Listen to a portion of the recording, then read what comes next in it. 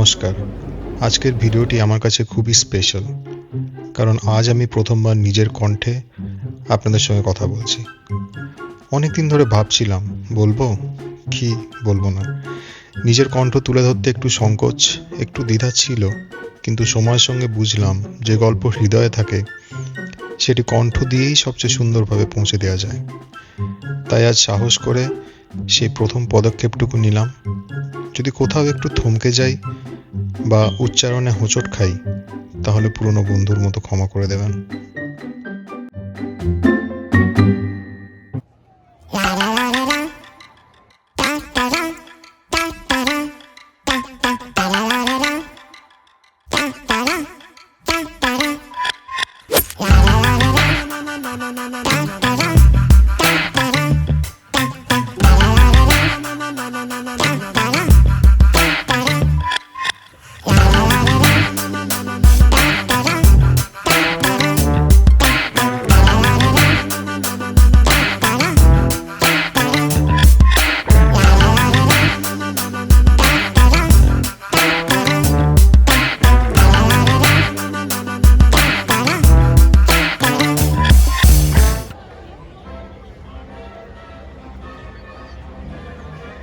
বড় হয়েছি কলকাতার ব্যস্ত রাস্তায়, গরম কচুরির গন্ধে, বইমেলার ভিড়ে আর মানুষের সরল হাসিতে। সেই শহর আমাকে শিখিয়েছে গল্প শুনতে, গল্প বলতে আর মুহূর্তকে মন দিয়ে ভালোবাসতে। গত 3 বছর ধরে ইউকেতে থাকি, চাকরি সূত্রে। নতুন দেশ, নতুন মানুষ, নতুন জীবন। ভিডিও শুরুতেই নিশ্চয়ই বুঝে গেছেন আজকের এই পর্ব আপনাদের নিয়ে যাবে স্বপ্নের রাজ্য ডিজনিল্যান্ড প্যারিসে। এ ছিল 19শে অগস্ট 2025। এই যাত্রায় আমার পরিবার এবং 2 প্রিয় বন্ধু ও তাদের পরিবারও ছিল আমাদের সাথে। হাসি, গল্প আর ছোটদের চোখের বিস্ময় মিলিয়ে এ হয়ে উঠেছিল এক স্মরণীয় দিন। আমি সৌম্যজিৎ, আর আপনারা দেখছেন বংজাইকে পাস।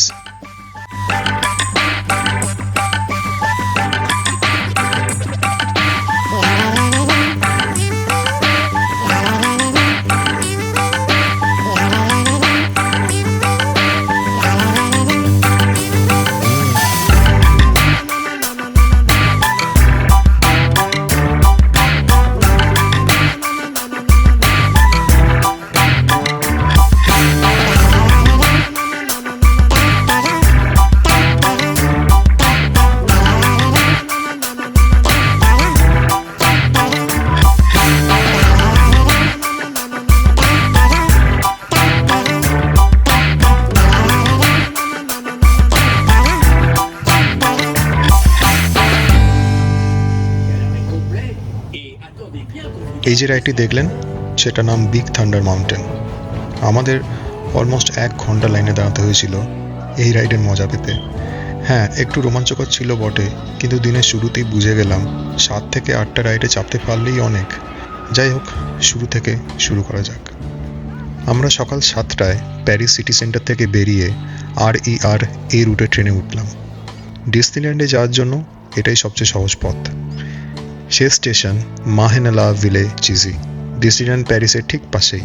স্টেশন থেকে বেরোলেই চোখে পড়ে পার্কের রঙিন সাজ আর মানুষের কোলাহল। আমরা নিয়েছিলাম টি ইউজুয়াল পাস, যেটা দিয়ে জোন 1-এর যে কোনো পাবলিক ট্রান্সপোর্ট ব্যবহার করা যায়, তা বাস হোক, মেট্রো হোক অথবা tram.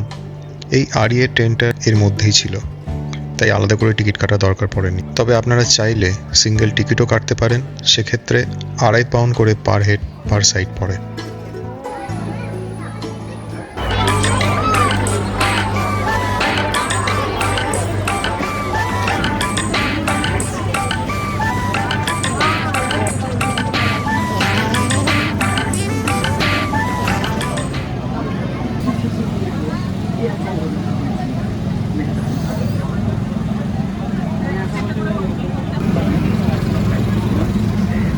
Can I have that blue, Papa?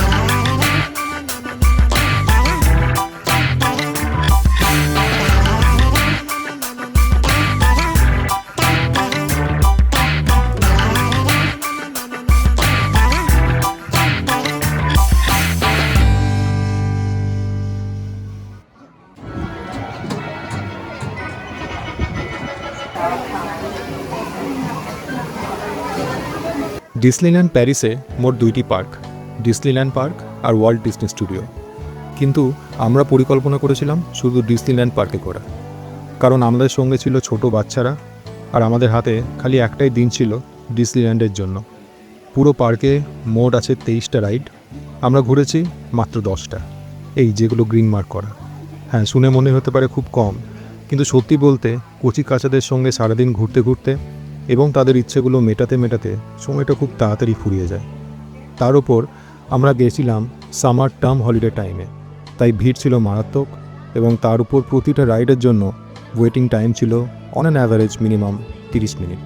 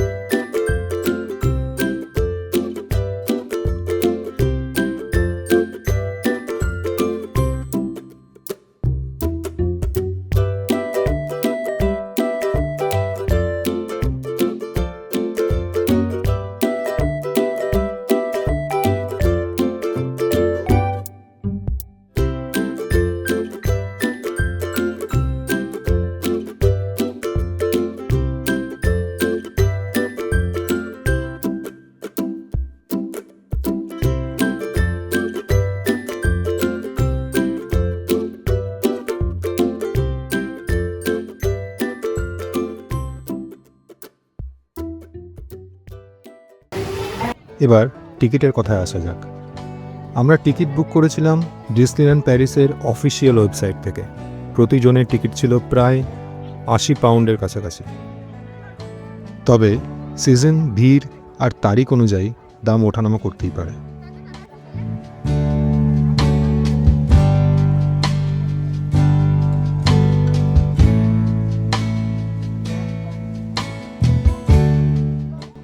একটা জিনিস আগে থেকে জেনে নেওয়া ভালো, ডিসনিল্যান্ডে স্কুটার নিয়ে ঢোকা যায় না। বেবিদের জন্য প্র্যাম অ্যালাউড, কিন্তু কিডসদের স্কুটার নয়। আমাদের বাচ্চাদের স্কুটারগুলো আমরা কাছের এক দোকানে রেখে গেছিলাম। বিপদ হলো দোকানটা বন্ধ হয়ে যায় রাত 9টায়, আর আমরা ডিসনিল্যান্ড থেকে বেরিয়েছিলাম রাত 11টায়। কারণ ডিসনি ম্যাজিক শো যে মিস করা যায় না। ফলাফল পরের দিন আবার এসে স্কুটারগুলো নিতে হয়েছিল। তাই যারা বাচ্চাদের নিয়ে যাচ্ছেন দয়া করে স্কুটার হোটেলে রেখে যাবেন।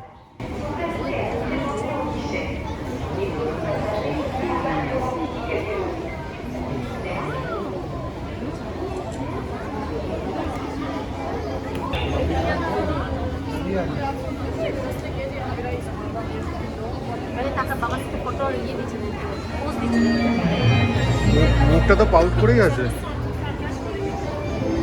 L'aventure portait un nom, ce serait Tatou.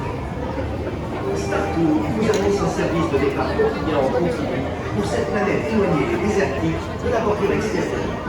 Participez aux festivités de la visitable les plus rondées, une foule bigarrée de loisirs. Puis rendez-vous dans les arènes pour acclamer vos pilotes préférés lors de la course classique de la...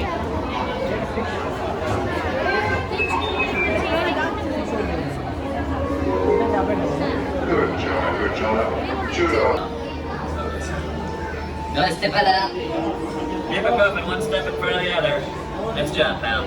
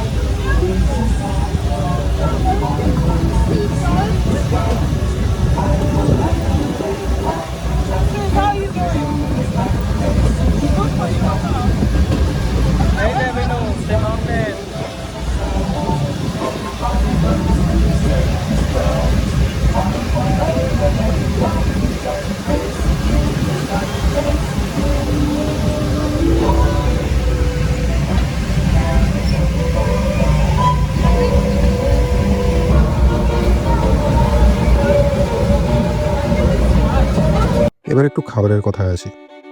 পার্কের ভেতরে ছোট বড় মিলিয়ে রেস্তোরাঁর অভাব নেই, তবে স্বাভাবিকভাবেই সেখানকার খাবারের দাম বেশ চড়া। ডিসনিল্যান্ডে একদিন কাটানো মানে পুরো দিনের পরিকল্পনা, তাই 3 বেলা খাবার ধরলে 3 জনের মোটামুটি 100 থেকে 150 পাউন্ড খরচা হয়ে যেতেই পারে। এই খরচটা একটু সামলাতে চাইলে সঙ্গে করে কিছু ফল বা হালকা স্ন্যাক্স নিয়ে যান, বেশ কাজে দেয়। আর জলের জন্য খুব বেশি চিন্তা করার দরকার নেই। পার্কের বিভিন্ন জায়গায় ওয়াটার ফাউন্টেন পাবেন, সেখানে আপনারা বটল রিফিল করে নিতে পারবেন।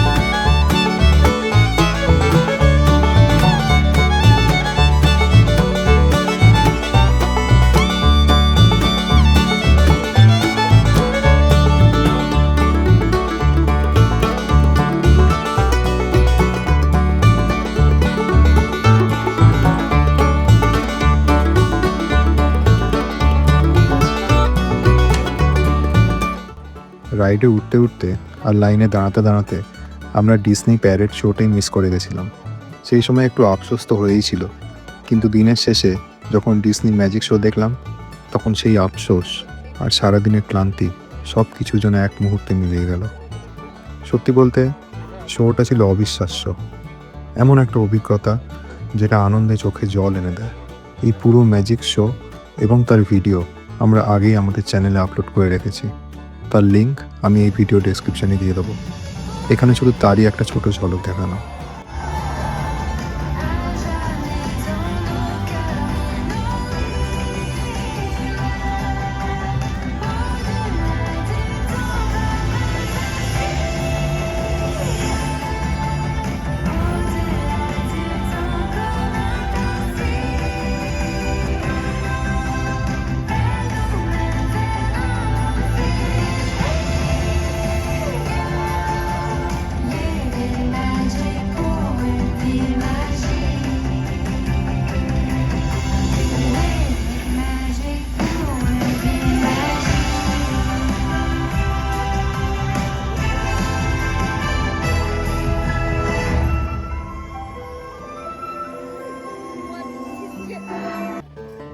আজকের এই যাত্রায় আমাদের সঙ্গে থাকার জন্য অসংখ্য ধন্যবাদ।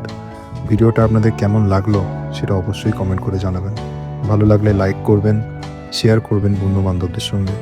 আর যদি নতুন হয়ে থাকেন তাহলে বংস আইকেবাজে সাবস্ক্রাইব করতে ভুলবেন না।